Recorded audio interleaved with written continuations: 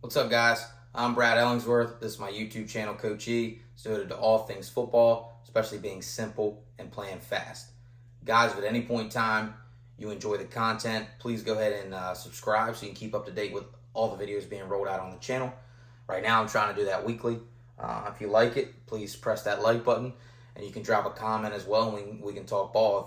If you prefer to shoot me an email, my email will be in the description. So today we're going to talk about running jet or rocket. I'll primarily show it from jet, but I kind of view jet and rocket the same other than the backfield action.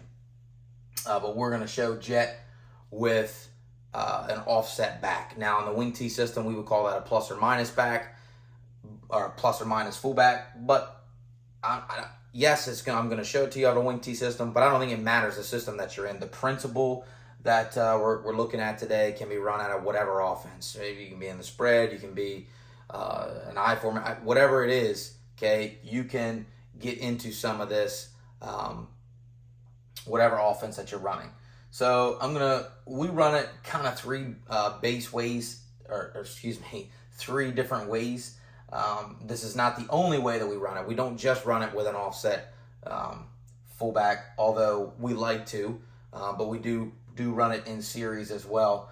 But starting off, we have it where we're blocking in base, and we can tag our different blocking schemes here, which I'll get to.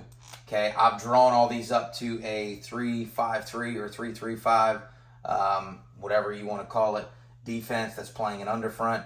So, that seems to be the flavor of the month now to play defense. So, that's what we're going to look at it against. Guys that are running a 3-3-5, I'm sure you're going to look at this and go, well, I would do it this way, or I would do it this way. That's fine.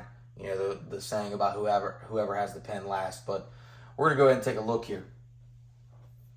So in our first base here, and I'll talk about some coaching points as we move along here. All right, so let's look at blocking from the backside to the front side. We're not going to block anybody from the guard back, okay? Now, the guard obviously has someone in his play side gap. He does have to block that guy, and we are going to reach to our play side gap, okay? Now, I know a lot of guys say don't block anybody from the center back, but that's just me kind of wanting to protect the A-gaps as much as humanly possible. On the backside here, we're really going to kind of scoop or try to get to the second level. We won't really get there with a whole lot of success, but we're going to try, okay? And the same thing here, all right, with our tight end. So on our front side here, our rules are going to be, for our center, it's going to be reach to play side gap, reach to your play side man, run to the second level. So his path would look something like this. Okay, and he's going to catch whatever he can catch there. We've done it a couple different ways here with our play side guard and play side tackle. Really just depending on who we have playing offensive line for us. 2 years ago, we had a pretty experienced offensive line, so we actually did uncovered man would pull, right? So in this scheme, if you had someone on or to your outside, you were covered. If you didn't, you were uncovered. So in this situation, if we still played by that rule, our guard would reach to his play side gap. Our tackle is uncovered, so then he would pull and look for inside-out pursuit. Now, again, we did not run it like this year, but I'm just showing you a different variation that you can do it.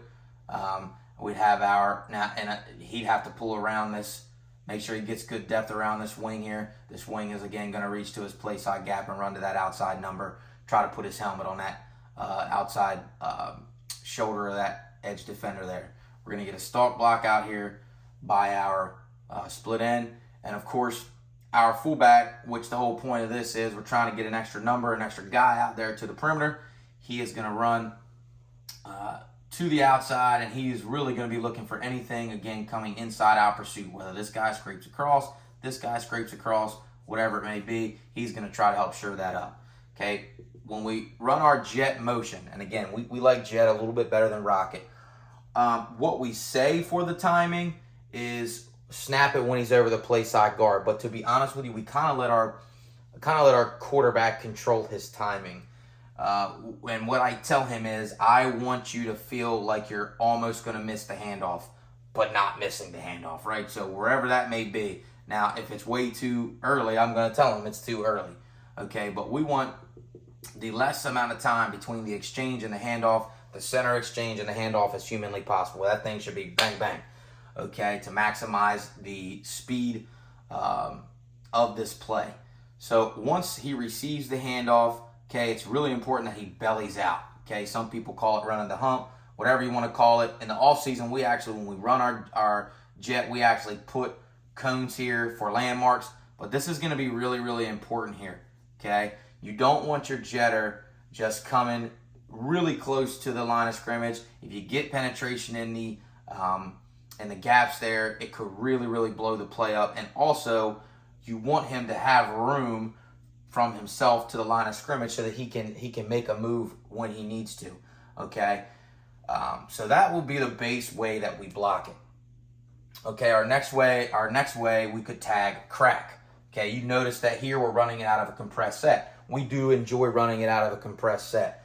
We do have complementary plays when we minus our fullback and run it in a compressed set. I need to do a better job as a play caller making sure that we actually call those complementary plays. But we do like running it and tagging our crack blocking scheme, and I'll show you why. So again, all this on the backside is going to be the same. Okay. All right. On the front side here, let's just say we're not pulling anybody. This year we got to the point we started off pulling just our guard, but let's say, and then we ended up not. So let's just say we're not pulling anybody here. Okay. So we're going to get a reach to the play side gap. He's got nobody in his play side gap, nobody on him, so he's going to run to the second level and attempt to make that block. All right. Our crack block, we're going to crack down on the first man inside. Okay, so this can get a little hairy here. All right, but what we'd be looking for, if he's definitively in this gap, then we're going to go ahead and we're going to crack just like this. Okay, our offset fullback knows that when we tag that crack blocking scheme, he is running to the perimeter. Okay, just like this. I really, really like this. Okay, and yes, this screams, when we line up in this set, it screams we're running this play.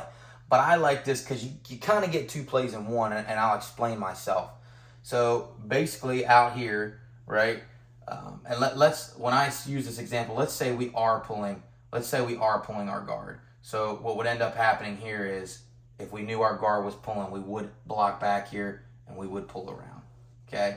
So you get kind of two plays in one because you get two essentially down blocks here. Obviously, we're calling them crack blocks. You get the fullback out on the edge. Now, maybe this corner plays soft and he's able to get up on him. Maybe that corner comes down hard and he's got to kick him out. Okay? Then you get a guard turning in the inside, looking for inside-out pursuit. Well, guys, this is power. So it can turn into power or it turns into jet, depending on what we get here on the perimeter. So, and again, it's important for this guy to have the spacing to make a move, right? He may be able to follow this thing all the way out to the perimeter, depending on what that perimeter defender does, okay? Or if that corner plays it hard, being a forced defender, then he can kind of stick his foot in the ground and get up, okay, inside of that, okay? And like I said, essentially that becomes power or jet, the way that you're blocking it there on the perimeter. So I really like that scheme. So coming down here to switch. Now, there would be a couple different reasons that we would be tagging a switch. You know, if they're really playing hard to these outside gaps and we need a second guy over here. So again, I'll kind of just draw up our blocking scheme on the backside. Okay. I forgot our center here. So our center is going to reach, get up. So again, let's just say we're not pulling anybody here. All right. Our guard's going to reach to this 3 technique or 4-eye technique. All right. Our tackle is going to reach and get upfield. Now, our switch is going to take this from both of our wing and our split end cracking to our split end keeps his crack assignment. Our wing now is going to arc around that split in there, and he's going to block the first defender to the outside. So that would probably look like the corner out here. And when we tag the switch, the fullback needs to read the wing's arc block, right? So let's just say, again, that corner is going to force, okay, and we're going to get this, and he is going to pick up any trash scraping from the inside out. Okay, we get our good belly here, and then, again, it's just reading your blocks out here. Essentially, he's going to read the fullback block. He follows that fullback and gets back out, okay? So, guys, not cracking the atom here. This is nothing special that has ever been run before, but maybe you got something from it, maybe you didn't. If you enjoyed the content, please help me out. Click that subscribe button, as I'm trying to release a video weekly, and that'll help you stay up to date with it. I'm Brad Ellingsworth. This is my YouTube channel. Coach E, be simple, play fast.